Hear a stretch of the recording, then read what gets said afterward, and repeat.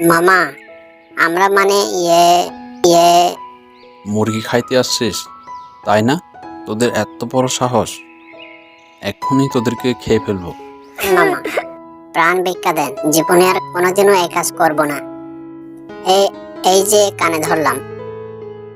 বোন, তোরা এখন থেকে আমার এখানে থাকবি আর আমার সাথে চাষ করবি, স্ট্রবেরি, ভুট্টা এসব।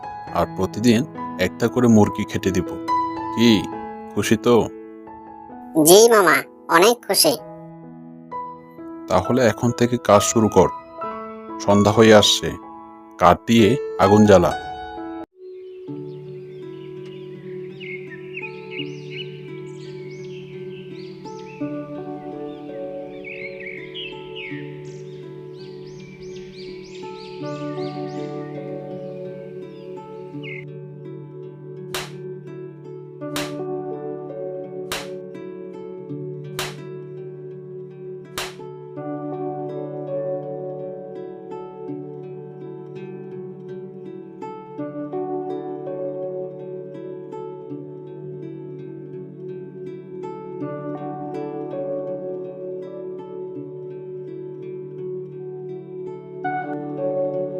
বাঘবেতা আমাদের সাথে চালাকি করেছে, আমাদেরকে নিয়ে কাজ করিয়ে মুরগি খেতে দেয়নি, ফলমূল খাইয়েছে। আমরা কি ফলমূল খাওয়া প্রাণী? বোকা পেয়েছে আমাদের। বাঘের সব মুরগি খেয়ে পালিয়ে যাব। একটা বুদ্ধি করি, আমি গিয়ে বাঘের পায়ে কামড় দিব, তখন সে আমাকে তাড়া করবে আর তোমরা সে সুযোগে মুরগি নিয়ে পালিয়ে যাবে। আমি পরে গিয়ে তোমাদের সাথে যোগ দিব। দারুণ বুদ্ধি। এবার বাঘবেতা বুঝবে কে বেশি চালাক।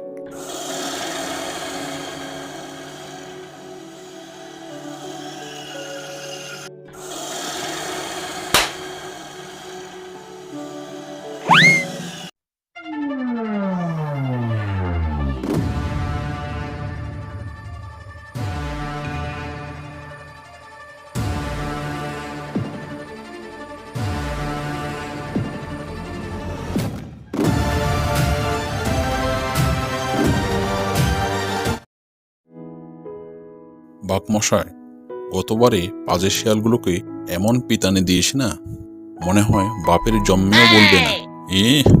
আদিক্ষেতা, শিয়ালের হাতে মার খেয়ে আবার ভালো সাজা হচ্ছে। কি হলো বাঘমশাই, কি ভাবছ? ও কিছু না, কিছু না। একদমই ঠিক করেছ। আমি হলে ওদের মেরে তক্তা বানিয়ে বাপের বাড়ি পাঠিয়ে দিতাম। ওরে বাতপার, এটা দেখছি ডাবল বাতপার। নিজে তো শিয়ালের হাতে মার খেয়েছিল, আবার বড় বড় কথা। কি রে কিংকং মশাই, তোমার আবার কি হলো? ও কিছু না, এমনি।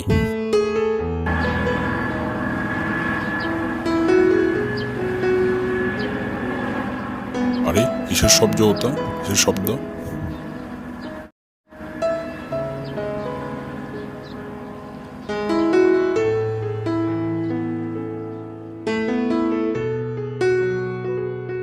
এ কি, এই পাজের শিয়াল তো জঙ্গলে বসে কি করছে?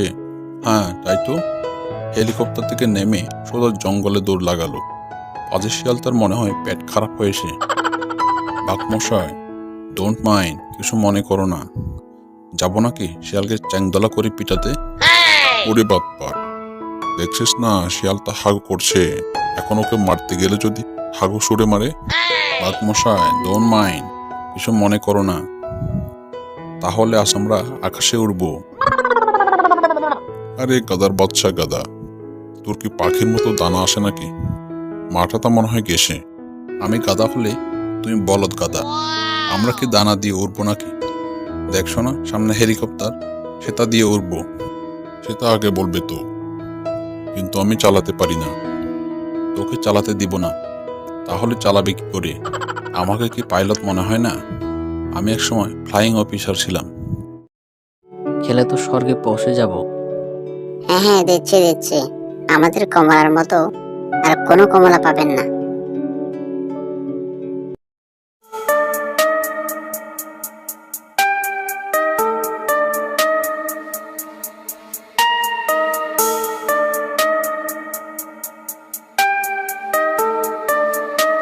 কি ব্যাপার, আজও তো কোনো খরিদ্দার এলো না?